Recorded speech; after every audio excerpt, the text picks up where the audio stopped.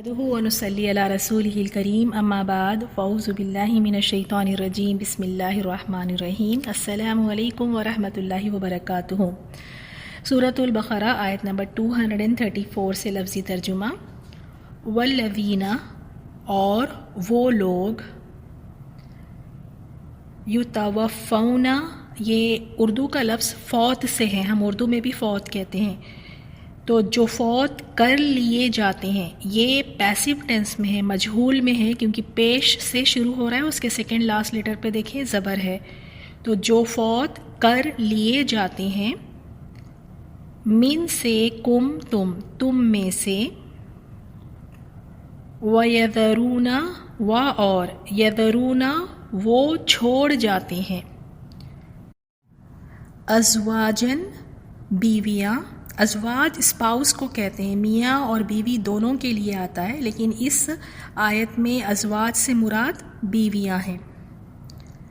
یتربصن، جو ہم نے پہلے بھی دیکھا تھا، را با صاد سے ہے، وہ انتظار کرے، وہ روکے رکھے، بِأَنفُسِہِنَّ، اپنے نفسوں کو،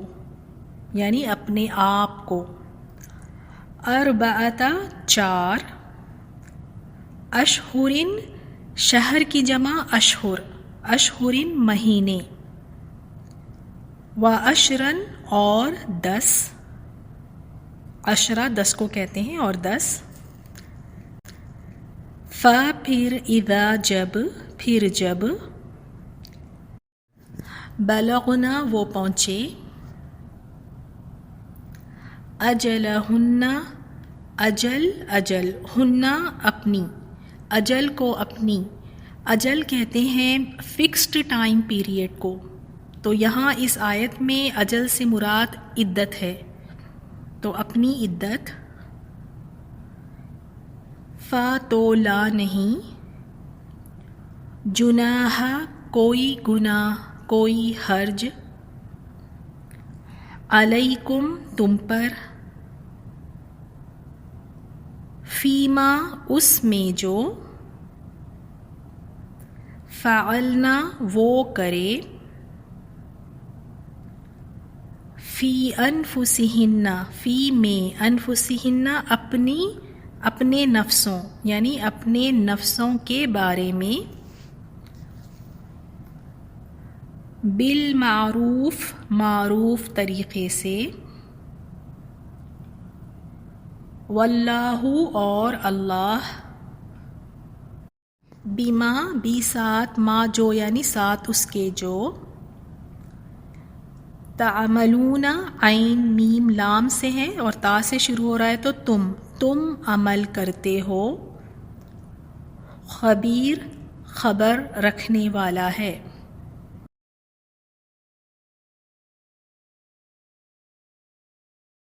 ولا، اور نہیں، جناح، کوئی گناہ، علیکم، تم پر، فی میں، ما جو، اس معاملے میں جو، اردتم، تم اشارہ کرو، بھی ساتھ اس کے، من خطبتی، خطبہ کہتے ہیں عورت کے لیے جو نکاح کا پیغام ہوتا ہے اس کو کہتے ہیں، تو نکاح کے پیغام کا، یا پھر جیسے ہم اردو میں کہتے ہیں منگنی، تو منگنی سے یا نکاح کے پیغام کا، النسائی، عورتوں کو، او یا، اکننتم، کاف نون سے ہے، چھپایا تم نے، فی میں، انفسکم، اپنے نفسوں،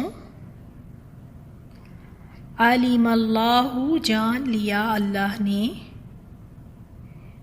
انا، بے شک، بے شک تم، ستذکرونہن، اب دیکھیں اس کو آپ بریک کریں، آخر کا جو ہنہ ہے یہ مؤنث فیمینین جینڈر کے لیے ہے، ہننا، اور جو شروع میں ہے سا یہ ان قریب کے لیے آتا ہے، اور تا تم کے لیے ہے، تو بیچ میں دیکھیں آپ کیا ہے، ذال کاف را، تو ستذکرو تم ضرور یاد کرو گے، ہننا ان کو،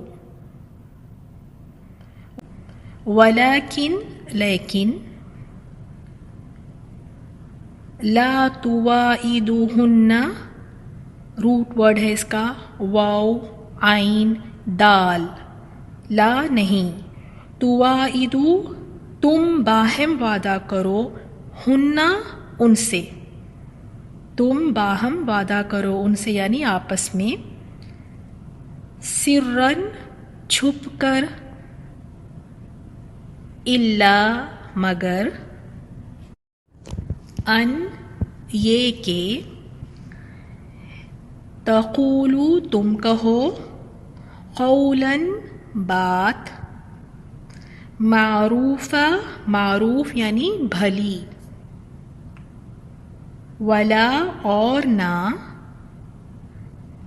تعظمو جو ہم اردو میں بھی کہتے ہیں عین زئی میم سے عزم کرنا یعنی پکا ارادہ کرنا، تو یہاں ترجمہ ہے تم عزم کرو، عقدۃ گراہ کا، ان نکاحی نکاح کی، حتی یہاں تک کہ، یبلغ پہنچ جائے، الکتاب کتاب جو لکھا ہوا ہے، اجلہ اجل مدت، ہو اپنی، وَاعْلَمُوا اور جان لو، ان اللہ بے شک اللہ تعالی، یعلم جانتا ہے، ما جو، فی انفسکم نفسوں میں تمہارے، فاحذروہ ح ذال را سے ہے، فا پس، احذروا ڈرو، ہو اس سے، پس ڈرو اس سے، وَاعْلَمُوا اور جان لو، ان اللہ بے شک اللہ تعالی، غفور بخشنے والا ہے، حلیم حلم والا ہے، بردبار ہے۔ الحمدللہ۔ تو آج کے سبق میں آپ کے لیے دیکھیں آیت نمبر 234 میں آپ یہاں پہ کاؤنٹنگ دیکھیں، جو نمبرز ہیں اربعۃ 4، اور آپ نے دیکھا یہاں پہ عشرہ 10 کو کہتے ہیں، تو اس کو بھی ہائی لائٹ کر لیں۔ اور نیکسٹ آیت میں آپ کے لیے 3 نئے لفظ ہیں، من خطبتی یہ نیا لفظ تھا یعنی نکاح کا پیغام کا، اور اکننتم اور دوسرا لفظ تھا فاحذروہ پس ڈرو اس سے۔ ان آیات کی تفسیر سنتے ہیں۔ السلام علیکم رحمۃ اللہ وبرکاتہ۔ اعوذ باللہ من الشیطان الرجیم، بسم اللہ الرحمن الرحیم۔ رب اشرح لی صدری ویسر لی امری واحلل عقدۃ من لسانی یفقہوا قولی، اللہم فقہنا فی الدین، اللہم انی اسألک علما نافعا ورزقا طیبا وعملا متقبلا، آمین یا رب العالمین۔ آج ہم دیکھیں گے سورہ بقرہ کی آیت 234 اور 235 کی تفسیر، تو چلیں شروع کرتے ہیں۔ بسم اللہ الرحمن الرحیم۔ آیت 234، تم میں سے جو لوگ فوت ہو جائیں اور بیویاں چھوڑ جائیں، وہ عورتیں اپنے آپ کو 4 مہینے اور 10 دن عدت میں رکھیں، پھر جب مدت ختم کر لیں تو جو اچھائی کے ساتھ وہ اپنے لیے کریں، اس میں تم پر کوئی گناہ نہیں، اور اللہ تمہارے ہر عمل سے خبردار ہے۔ یعنی شوہر کے وفات پا جانے کے بعد عورت پر فرض ہے کہ وہ 4 ماہ 10 دن عدت میں بیٹھے، خواہ مرنے والے نے صحبت کی ہو یا نہ کی ہو۔ یہ عدت وفات ہر عورت کے لیے ہے، چاہے مدخولہ ہو یا غیر مدخولہ، جوان ہو یا بوڑھی، البتہ اس سے حاملہ عورت مستثنیٰ ہے یعنی خارج ہے، کیونکہ اس کی عدت وضع حمل ہے۔ عدت وفات گزارنے والی شوہر کی وفات کے وقت جس گھر میں رہائش پذیر تھی اسی میں رہے گی، کسی حاجت یا ضرورت کے بغیر وہاں سے نہیں نکل سکتی، جیسے کہ بیماری کے وقت ہسپتال جانا، بازار سے ضرورت کی چیز لینا یا پھر دوسرے اہم کام جبکہ کوئی اور کرنے والا نہ ہو۔ جس عورت کو شوہر فوت ہو گیا ہے اگر اسے دوران عدت کسی ضرورت سے دوسرے گھر منتقل ہونا پڑ رہا ہے، جیسے تنہا گھر میں رہنے سے خوف محسوس کرتی ہے، تو اس میں کوئی حرج نہیں۔ جس گھر میں منتقل ہو رہی ہے اس میں اس کی عدت مکمل ہو جائے گی۔ سیدہ ام عطیہ رضی اللہ تعالیٰ عنہا سے روایت ہے، رسول اللہ صلی اللہ علیہ وسلم نے فرمایا، بیوہ عورت سرما لگائے، نہ رنگا ہوا کپڑا پہنے اور نہ خوشبو استعمال کرے، اور عدت وفات کی زیب و زینت کی پابندیوں سے طلاق رجعی والی عورت مستثنیٰ ہے، یعنی کہ خارج ہے۔ اگر عدت پوری ہونے کے بعد بیوہ عورت زیب و زینت اختیار کریں اور اولیاء کی اجازت و مشاورت سے کسی اور جگہ نکاح کا بندوبست کریں تو اس میں کوئی حرج کی بات نہیں، اس لیے تم پر بھی اے عورت کے ولیو کوئی گناہ نہیں۔ اس سے معلوم ہوا کہ بیوہ کے عقد ثانی کو برا سمجھنا چاہیے، نہ اس میں رکاوٹ ڈالنی چاہیے، جیسے کہ دوسرے مذاہب کے اثرات سے ہمارے معاشرے میں یہ چیز پائی جاتی ہے۔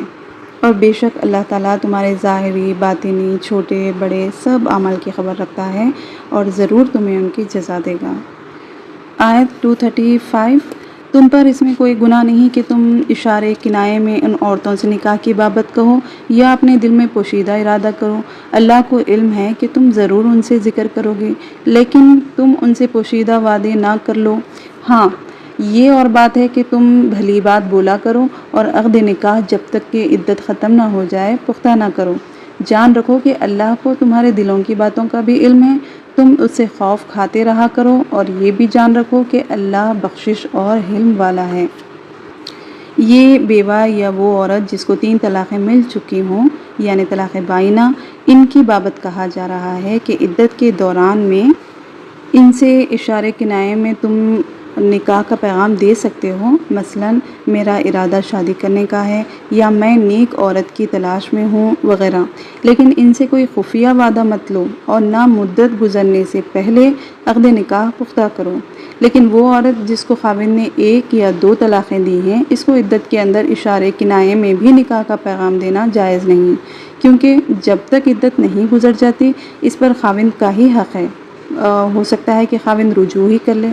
ایک مسئلہ ہے، بعض دفعہ ایسا بھی ہوتا ہے کہ جاہل لوگ عدت کے اندر ہی نکاح کر لیتے ہیں، اس کی بابت حکم یہ ہے کہ اگر ان کے درمیان ہم بستری نہیں ہوئی ہے تو فوراً ان کے درمیان تفریق کرا دی جائے، اور اگر ہم بستری ہو گئی ہے تب بھی تفریق تو ضروری ہے، تاہم دوبارہ ان کے درمیان عدت گزرنے کے بعد نکاح ہو سکتا ہے یا نہیں اس میں اختلاف ہے۔ بعض علماء کی رائے یہ ہے کہ ان کے درمیان اب کبھی باہم نکاح نہیں ہو سکتا، یہ ایک دوسرے کے لیے ابداً حرام ہے، لیکن جمہور علماء ان کے درمیان نکاح کے جواز کے قائل ہیں۔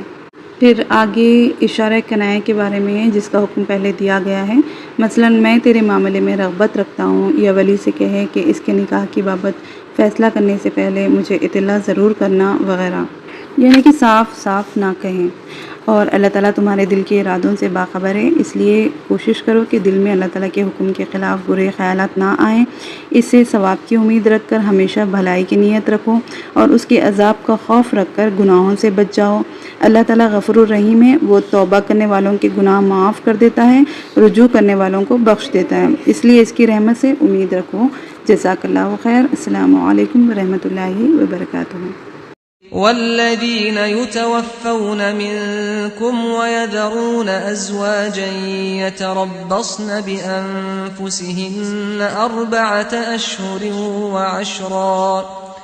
فإذا بلغن أجلهن فلا جناح عليكم فيما فعلن في أنفسهن بالمعروف والله بما تعملون خبير ولا جناح عليكم فيما عرضتم به من خطبة النساء أو أكننتم في أنفسكم علم الله أنكم ستذكرونهن ولكن لا تواعدوهن سرا إلا أن تقولوا قولا معروفا ولا تعزموا عقدة النكاح حتى يبلغ الكتاب أجله واعلموا أن الله يعلم ما في أنفسكم فاحذروه واعلموا أن الله غفور حليم